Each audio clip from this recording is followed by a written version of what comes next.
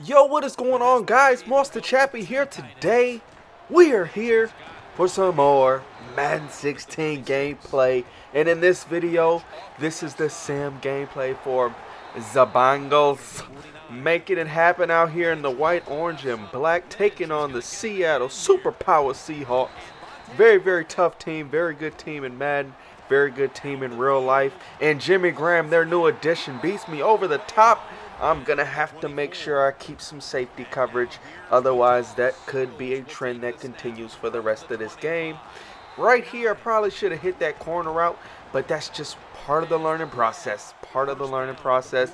You got to learn which routes are going to work. You know which ones are going to beat man. You know which ones are going to beat zone. And you got to make those reads, baby. So that brings me to my next point. I've seen some comments in the last video. People are struggling on offense. I mean, honestly, guys, try just running plays and just making reads. You know, have an idea of what you want to do. Are you playing someone who's playing a lot of man? Are you playing someone who's playing a lot of zone? Have a few concepts that work against that type of defense and hope that your quarterback is more accurate than Andy Dalton is. Hopefully that's something that gets tuned. That's probably my biggest pet peeve right now, is just quarterbacks and their inaccurate passes. Don't get me wrong, I am all for, oh my gosh, what a dot. And he gone! Hits us on the wheel route. That was a really well executed play by my opponent. Can't hate on that at all. Very good play by him to get the big play touchdown there. But, you know, I just don't want to see as many drags overthrown and slants and just little easy routes. You know, the deeper passes is not so much of a big deal, as we are fortunate to pick up the first down there just barely by the skin of our teeth. But, you know, hopefully the quarterbacks get just a little bit more accurate. Now, it doesn't need to be a huge night and day difference, but especially the good quarterbacks like the Peyton Mannings, Aaron Rodgers, Brady's, etc., those guys should definitely not be having as many passes just hit the dirt, if you will, when guys are wide open and there's really a clear pocket.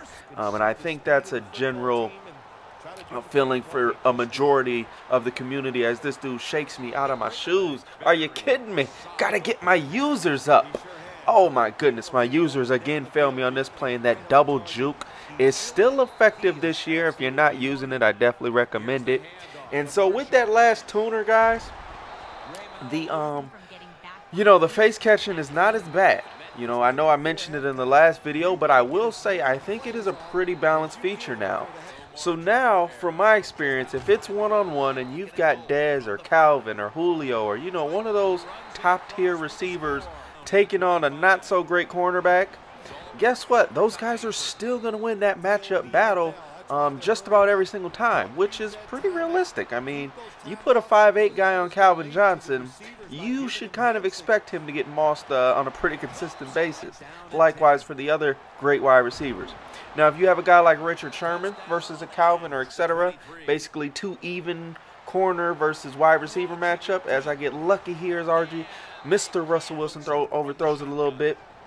But, you know, it's just one of those things where if it's an even matchup, it's really anyone's ball. I mean, it's still advantage offense, but overall your defender definitely still has a legitimate shot at stopping it.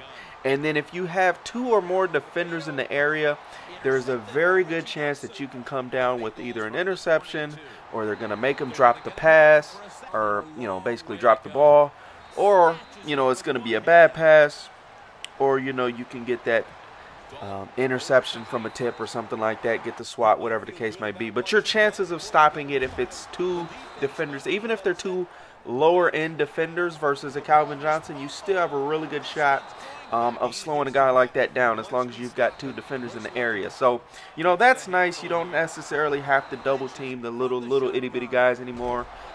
You know, you can definitely have some success with the aggressive catching still, so don't abandon it completely, because it is absolutely something you want to utilize. But I've talked enough in this video about aggro catching, as my main man Jones gets a huge tackle to get the stop and put us in position to go on a game-tying drive. We need a big score here.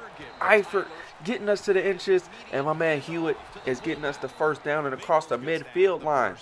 Now, one thing I've noticed a lot is that you know, corner routes, slants, those types of things, drags, you're definitely going to want to utilize those against man defense. And then against the cover 3, you can often get a lot of love in the corner with the post route or something like that. So, you know, definitely take advantage of those.